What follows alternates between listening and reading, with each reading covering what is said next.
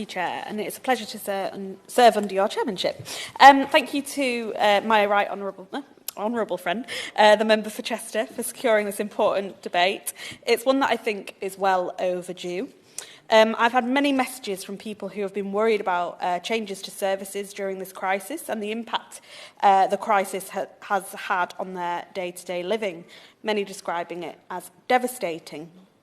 I serve on the Public Accounts Committee, and last week we heard from care home witnesses that those with learning disabilities were, and I quote, very much ignored at the start of the pandemic. We were discussing provision of PPE in care settings, but I think it's fair to say that many people feel this way about the whole pandemic. Too often, people with learning disabilities have been an afterthought throughout this public health crisis. That's entirely the wrong approach because we know that the health outcomes for those with learning disabilities are poor. While more research and understanding of the impact of Covid-19 is certainly needed, so far what we know is damning. As rightly has been pointed out about the statistics today of 4.1 times higher than general population death rate and a 30 times higher for those aged 18 to 34. I would also like to point out that access to easy-read information was also raised with me and concerns about good public health messaging at the beginning of the pandemic.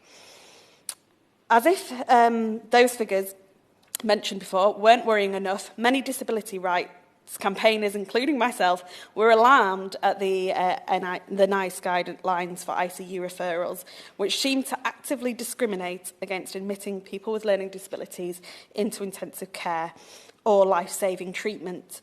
I'm glad that NICE have updated the guidance, but the episode shines a light on the way people with learning disabilities have been treated throughout this crisis and perhaps before the crisis as well. I've seen the same thing as the chair of the APPG on special educational needs and disabilities. I've heard first-hand testimony of the huge amount of added pressure on young people and their families throughout the crisis, difficulties accessing education online, as my honourable member friend described, access to hydrotherapy disappearing and other therapeutic interventions being withdrawn from schools, and a whole host of different issues. We'll be publishing our report and recommendations early next year, which is obviously broader than learning disabilities, but it's clear that after years of being a Cinderella service, provision for learning disabilities, children and young people are already very stretched. We are badly positioned to support some of the most vulnerable people through this crisis, and that needs to improve. I'm also concerned about the delay in the publication of the SEND review, and this is worrying as there is urgent work to be done in that area. As some of the people most affected by COVID, those with learning disabilities should be at the forefront of government's planning and in the forefront of their minds.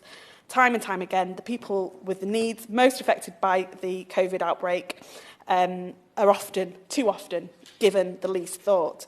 That needs to change, and whilst there's been progress of the rollout of vaccines, people with learning disabilities should rightly be given priority, and I see they're on the priority list, but not that high. Let's end the Cinderella services in education, health and social care. Learn the hard lessons. We have seen some abject failures in this area in recent history, and let's learn from this pandemic so that people with learning disabilities no longer have to wait to be treated with dignity and respect that they deserve, and also ensure that all our healthcare professionals are adequately trained in this area, so no one should fear about entering health services at the moment as well. Thank you.